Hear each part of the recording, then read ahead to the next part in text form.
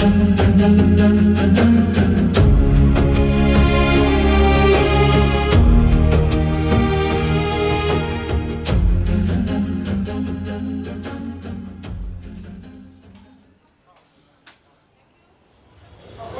খাবেন ম্যাডাম? একটা fried rice, একটা চিকেন ফ্রাই, একটা কোক দিন। ঠিক আছে, থ্যাংক ইউ।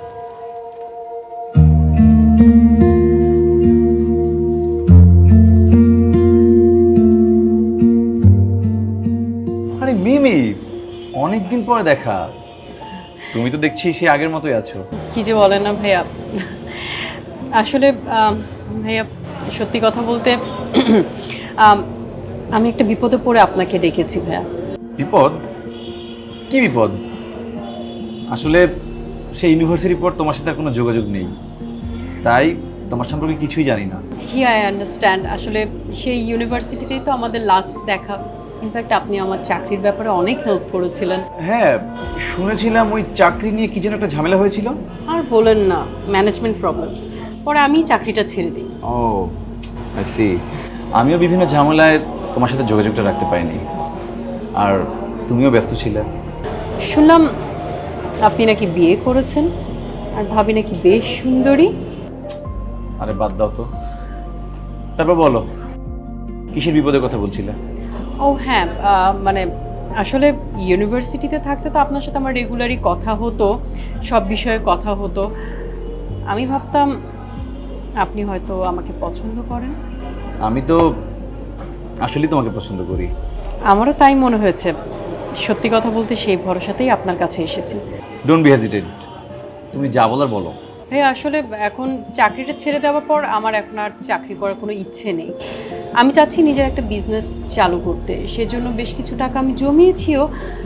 এখন আসলে আর বেশি টাকা দরকার। আর আপনি তো জানেন যে আমার আব্বু একটা কন্ট্রাক্টরি অফিসে জব করতো, সে অফিসটাও বন্ধ হয়ে যাওয়ার পর আব্বু একেবারে বাসায় বসে পড়েছে। মিমি, আমি বুঝতে পারছি, কিন্তু আমারও আসলে এই মুহূর্তে ভাইয়া, আমিও বুঝতে পারছি আপনার সিচুয়েশনটা। আপনার মাত্র বিয়ে হলো, অনেক টাকা খরচ হয়ে গিয়েছে, আপনার উপর অনেক প্রেশার হয়ে যাবে। কিন্তু তারপরে কি, আসলে আমি অনেক আশা নিয়েই আপনার কাছে এসেছি। আমার এই ধারণা যে আর যাই হোক নাই হোক, অন্তত আপনি আমাকে ফিরিয়ে দেবেন না। ভাইয়া, এই ভরসাতে আসলে আপনাকে ডেকেছি। আপনি যদি এখন কোনোভাবে টাকাটা একটু আমাকে ম্যানেজ করে দেন, আমি কথা দিচ্ছি আমি 1 মাসের মধ্যেই আপনাকে ফিরিয়ে দেব। আচ্ছা ঠিক আছে, তাহলে আমি আমার অফিসে একটু কথা বলে দেখি একটা লোনের ব্যবস্থা করতে পারি কিনা। দরকার হয় আমি আপনাকে ইন্টারেস্ট দেব। আচ্ছা সমস্যা নেই, আমি দেখি কি করা যায়। থ্যাংক ইউ সো মাচ ভাইয়া, সো কাইন্ড অফ ইউ। মানে আমি ভাইয়া, আমি 1 মাসের মধ্যে টাকাটা আপনাকে ফিরিয়ে দেবো, আপনি একদম চিন্তা করবেন না ভাইয়া।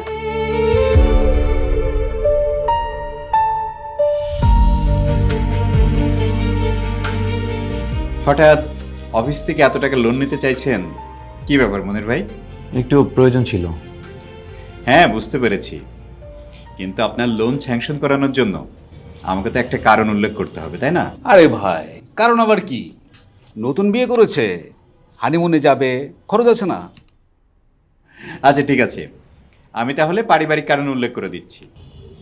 হ্যাঁ সেটাই করে দেন। কিন্তু বস হানিমুনের জন্য আপনাকে ছুটি দেবে কিনা সন্দেহ আছে, কারণ এই মুহূর্তে অনেকগুলো প্রজেক্ট নতুন এসেছে, সবাই প্রজেক্ট নিয়ে ব্যস্ত। ভাই, আমি আপনার কাছে লোন চেয়েছি, ছুটি তো চাইনি। ওই একই তো, হানিমুনের জন্য, তাই না? আপনি তো পেঁচাচ্ছেন কেন? আমার লোন লাগবে, আমার স্যালারি এগেন্সে লোনটা করে দেন। হানিমুনে পড়েছেন কেন? আহা মনির সাহেব, আপনি রেগে যাচ্ছেন কেন? আমরা আপনার কলিগ না, আপনার ভালো মন্দ আমরা জিজ্ঞেস করতে পারি না? না পারেন না। আচ্ছা ঠিক আছে ভাই, আপনি একটু শান্ত হন, প্লিজ শান্ত হন। শুনেছি যে বিয়ের পরে মানুষের মাথা ঠান্ডা হয়, কিন্তু আপনার তো দেখছি উল্টা। কি ভাই, রাত্রে ঠিকমতো ঘুম হয়নি না? বেশি বাড়াবাড়ি করবেন না। আপনার থামুন, কে বাড়াবাড়ি করছে সেটা দেখা যাবে। আপনি ওর সঙ্গে আর কথা বলেন না। ঠিক আছে।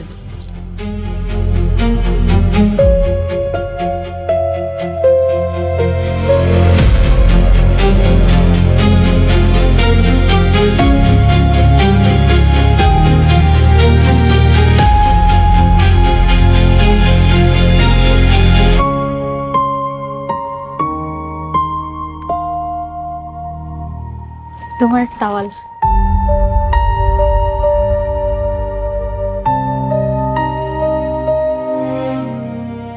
আচ্ছা শোনো না, কুরবানির ঈদ তো চলে আসলো, তুমি না বলেছিলে এবার ঈদে বড় গরুটা কিনবে? সব কত বড় গরু, আমাকে তো গরু বানাইছো। আর এরকম সেজেগুজে আছো কেন? নতুন কাউকে গরু বানানোর ইচ্ছা আছে? আসলে হয়েছে কি, অনেকদিন ধরে তো টিকটক করি না, তাই ভাবছিলাম আজকে টিকটক করব তোমাকে সাথে নিয়ে। আমি তো তোমার সাথে টিকটক করব না, ফিল্টার করে সেজে গুজে আমাকে তো ঠকিয়েছো। এখন কি মানুষকে বোকা বানানোর ইচ্ছা?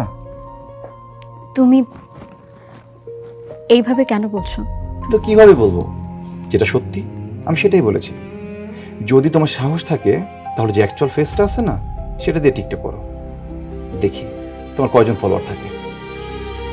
দেখো, আমি তোমার সাথে এটা নিয়ে কোনো কথা বলতে চাই না। এক্স্যাক্টলি, আমিও তোমার সাথে টিকটক করতে চাচ্ছি না। টিকটক কি? আমি তো তোমার সাথে সংসারই করতে চাচ্ছি না। তুমি ফ্রড করে আমাকে বিয়ে করেছো, তাই এই সংসার আমি চাই না। তাহলে কি করতে চাও? আমি ডিসিশন নিয়েছি, আমি তোমাকে ডিভোর্স দিব।